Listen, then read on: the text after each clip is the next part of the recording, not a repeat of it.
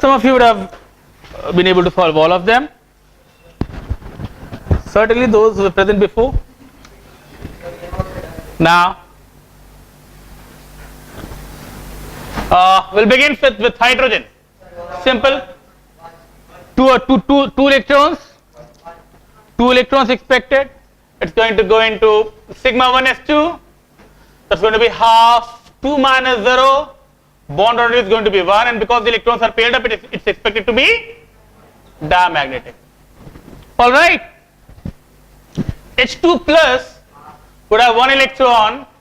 Sigma 1s1 is expected to be paramagnetic, and bond order got to be half 1 minus 0. That's half. Now let me tell you, every time the bond order is fractional, it means that those molecules are going to be less common.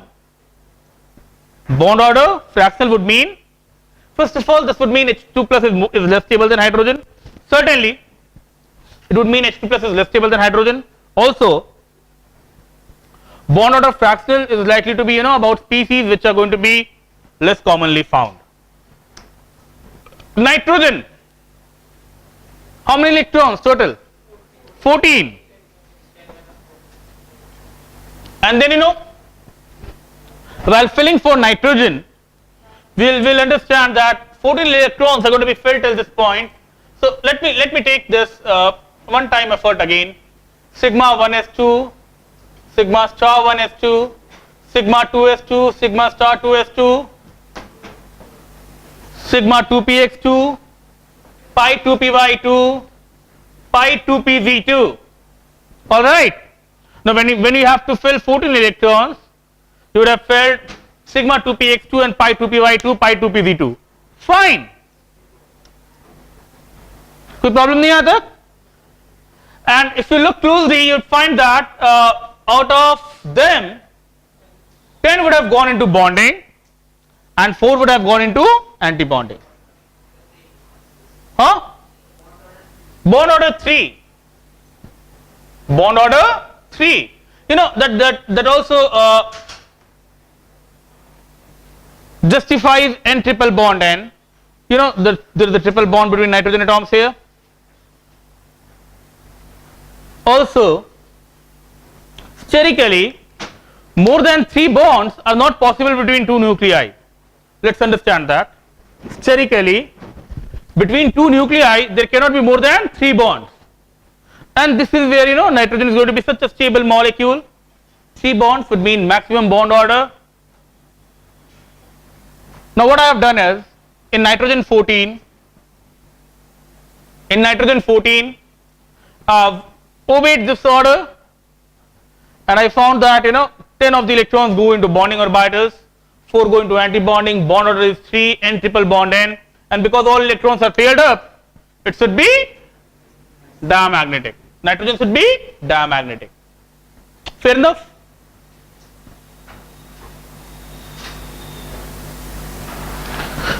Now, nitrogen should be considered as a standard. Also, given the fact that we are arriving at these results only by the count of the electrons, what matters is the count of the electrons. With the same number of electrons, the electronic configuration, molecular electronic configuration, the bond order and magnetic behavior is going to be identical. So this should not be surprising if I tell you that nitrogen and Cn minus, this time carbon with 6 electrons, nitrogen with 7 electrons, 7 plus 6 plus 1 for that anionic charge, will have the same number of electrons. They have the same number of electrons. All right. So they'll have the same bond order and the same magnetic behavior. So it's about the number 14. It could be nitrogen, Cn minus, or any species having 14 electrons. All right.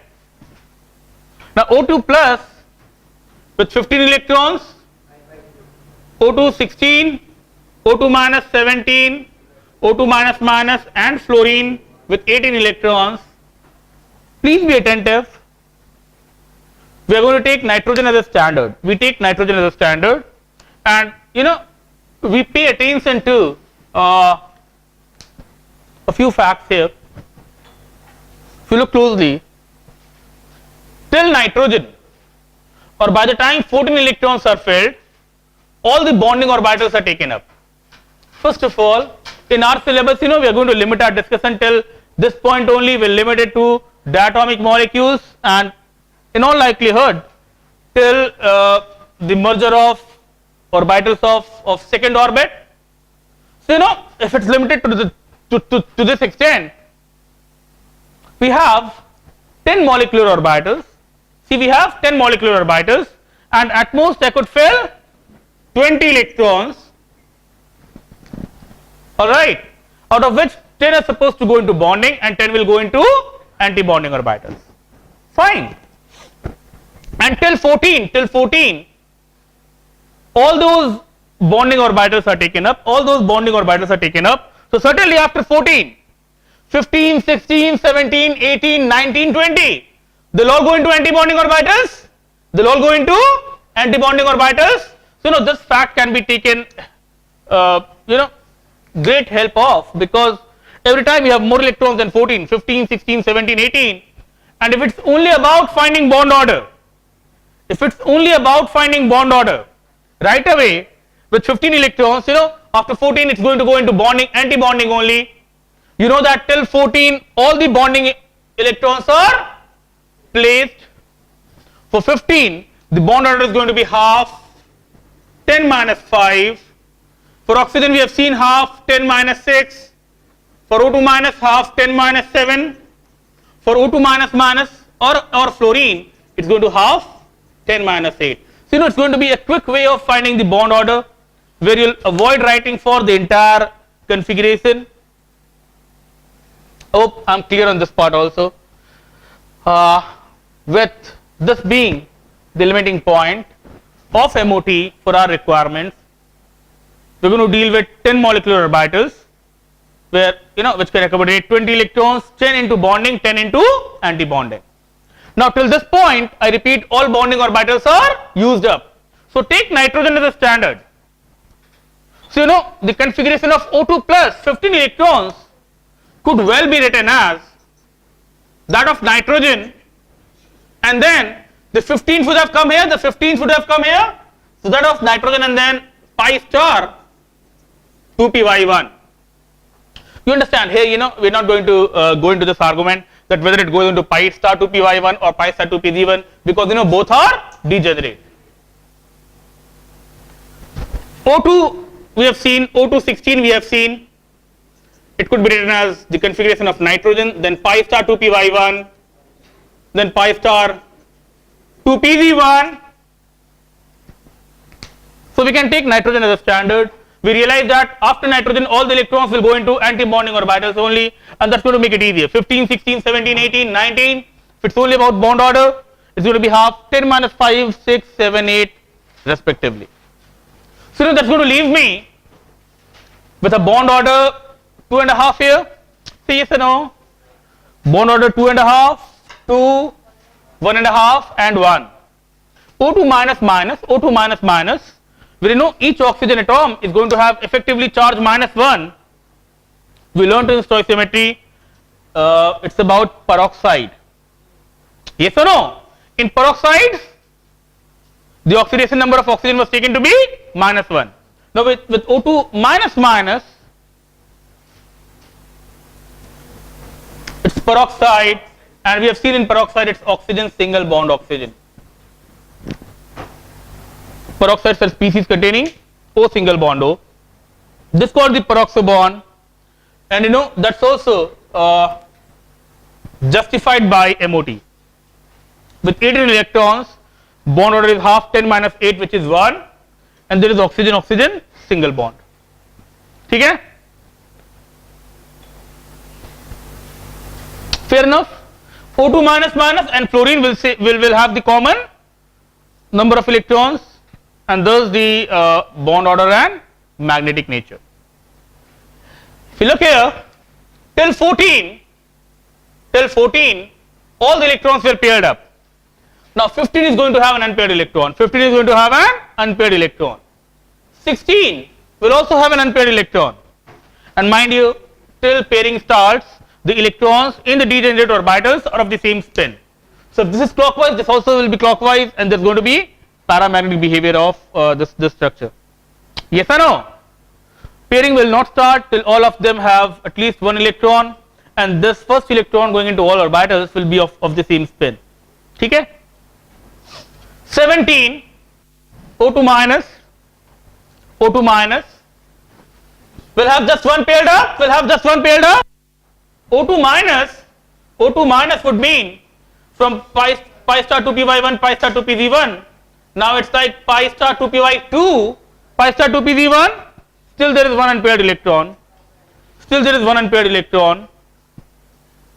You understand the bond order is going to be 1.5 because it's going to be 10 minus 7. Fine. So 15, 16, 17. All the three are paramagnetic. 15 will have unpaired electron, 16 will have two unpaired electron, 17 again has one unpaired electron, it still has one unpaired electron. Yes or no? And only NO2 or fluorine 18 will be a number which will become diamagnetic again. 18, so O2 or fluorine are diamagnetic again. O2 fluorine, the diamagnetic is again, it's going to be great if you remember that out of different species of oxygen which we studied, O2 is the only one which is diamagnetic. O2 is the only species which is diamagnetic. These three are paramagnetic. Fair enough? Again, while trying to fill 20 electrons of neon molecule, we'll end up completing this table. So all of them would have been occupied, and the bond order would be half, 10 minus 10. Now a possible neon molecule might well have been diamagnetic, but because the bond order is zero, it's the best way to explain the non-existence of this molecule, because the interaction between the atoms is of the order 0. Okay?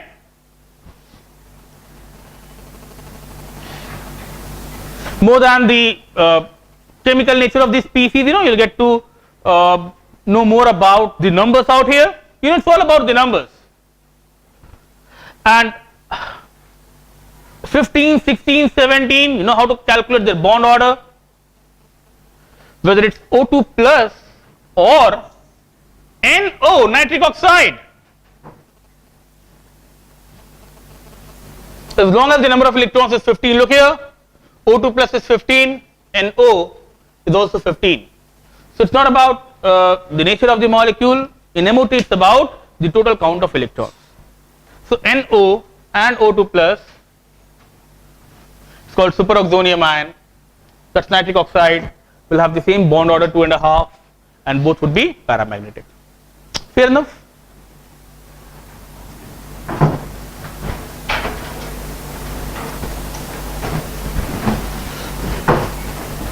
We'll want to know about the oxygen species I told you, and then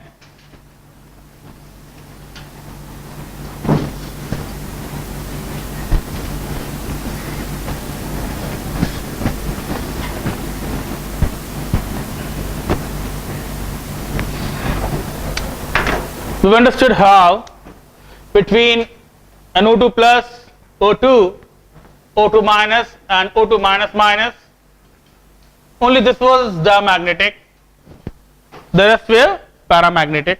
Only peroxide is the only diamagnetic species of oxygen. Now with total number of electrons 15, 16, 17, 18 and the bond order 2.5, 2, 1.5 and 1 respectively. Let's know this is going to be the order of bond order. This will be the order of bond order. First of all, peroxide is the only diamagnetic species. With bond order calculated, this has to be the order of bond order. And I told you, the electron density, the strength of bond between the two nuclei will act like an adhesive. More of bond order would mean the nuclei would be closer to each other. The rule is bond length is always going to be inversely proportional to bond order. Bond length is going to be inversely proportional to bond order. So if this happens to be the order of bond order, if this happens to be the order of bond order,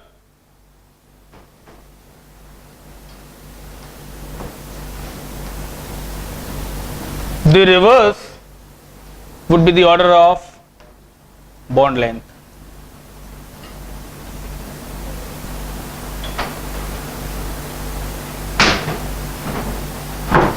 All right. Greater the bond order, more would be the energy required to break it. So bond order and bond energy would be proportional. Greater the strength of bond, more bond order would mean more bond energy, but more bond order would mean lesser bond length.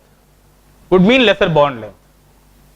Fine. Now this happens to be a very popular question in different exams, where they would want you to compare and know the order of bond order, bond length, and magnetic behavior of these different species.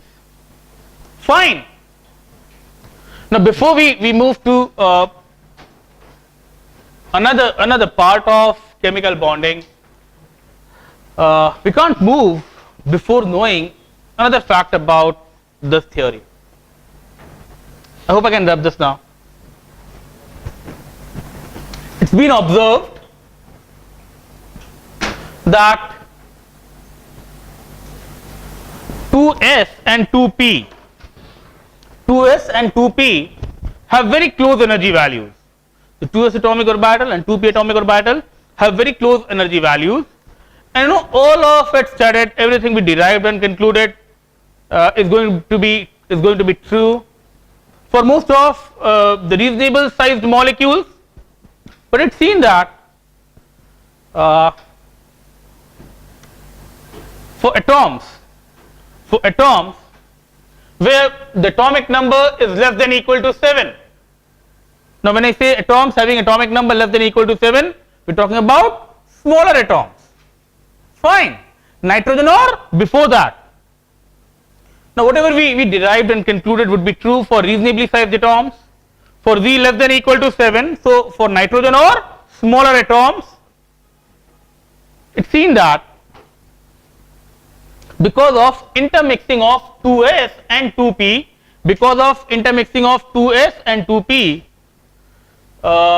the order is a little different. For Z less than equal to 7, the sigma 1s would be the same, sigma star 1s would be the same, sigma 2s would be the same.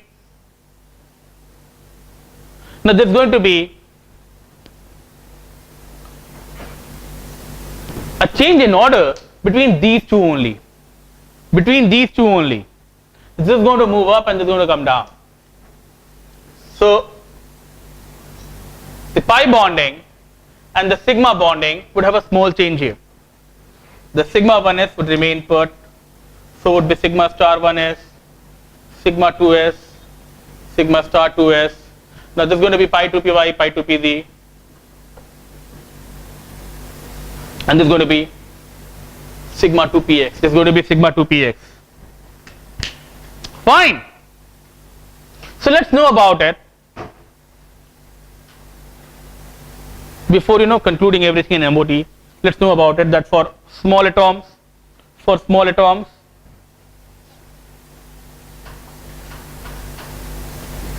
the order is a little different, where because of mixing of 2s and 2p orbitals, the difference would be these two would get interchanged.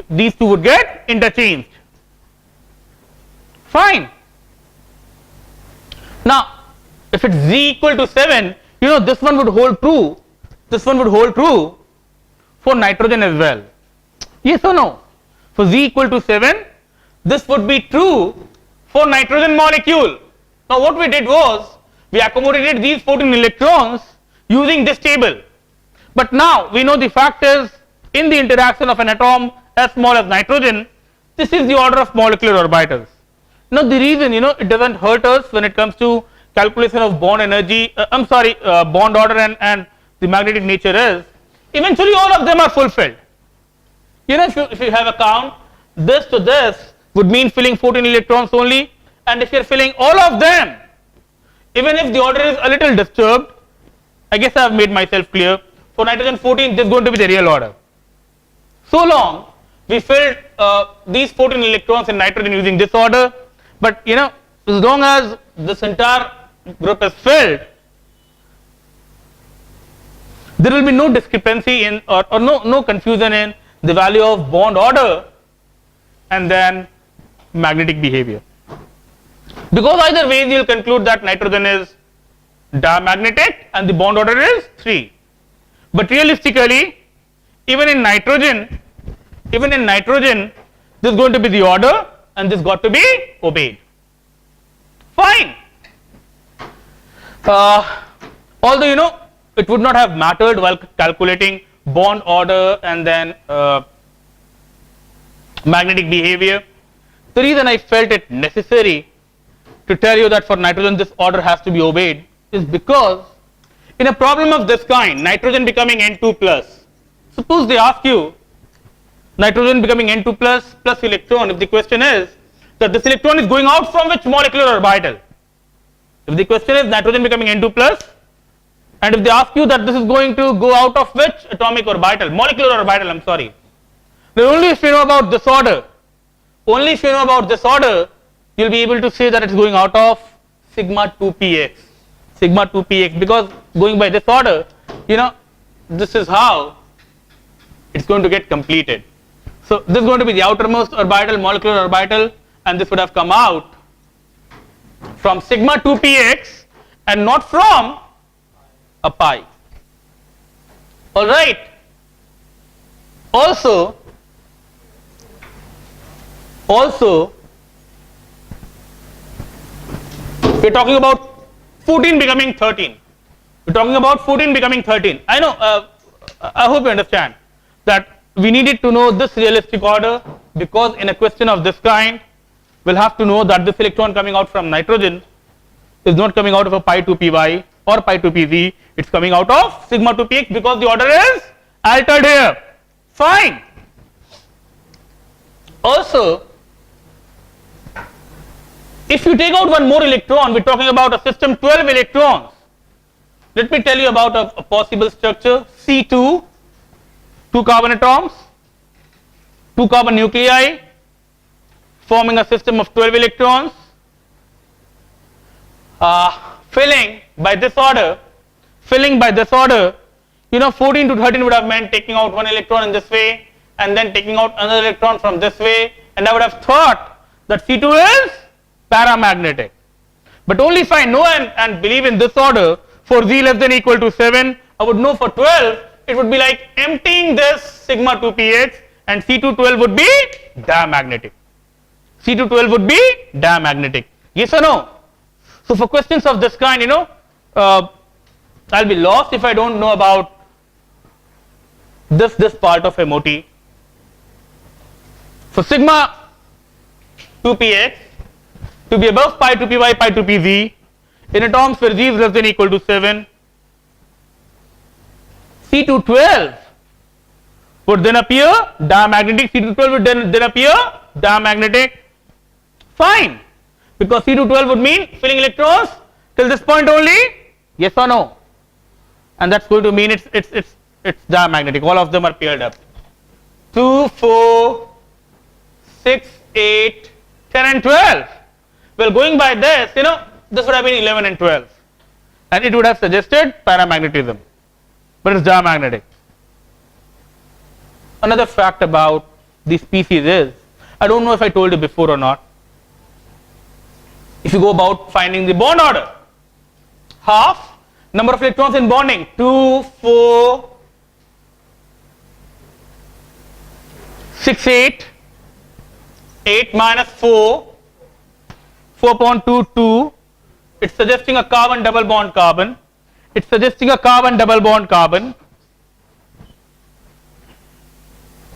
I told you more the bond order, lesser will be the bond length. Yes or no? More the bond order, lesser will be the bond length. And when it comes to carbon, in organic chemistry, we keep on dealing with compounds containing carbon. So many times we encounter carbon-carbon bond that it almost becomes instinctive. A C single bond C, is 1.54 angstrom, a C double bond C is 1.34 angstrom, and a C triple bond C is 1.20 angstrom. Certainly, with more number of bonds, the bond length is decreasing. I repeat, I don't want you to right away mug up these values, but chances are the time you spend with carbon bonds in organic chemistry, these values become instinctive. Fine. Now talking about C2, which is predicting a C double bond C, when a compound of this kind is examined and the bond length is calculated, it's found that the bond length here is much more than 1.34 angstrom. I hope you are getting me. These are standard carbon-carbon bond lengths. These are standard carbon-carbon bond lengths. 1.54 for single bond, 1.20 for triple bond, and 1.34 for carbon-carbon double bond. Now, this is carbon-carbon double bond, when we are talking about a hydrocarbon, a particular organic molecule. In this case, talking only about a molecule or rather species of this kind. Let's not call C2 a molecule because really it does not exist. It could be obtained experimentally though. A species of this kind could be obtained and the corresponding bond length could be studied. Let's not call it a molecule.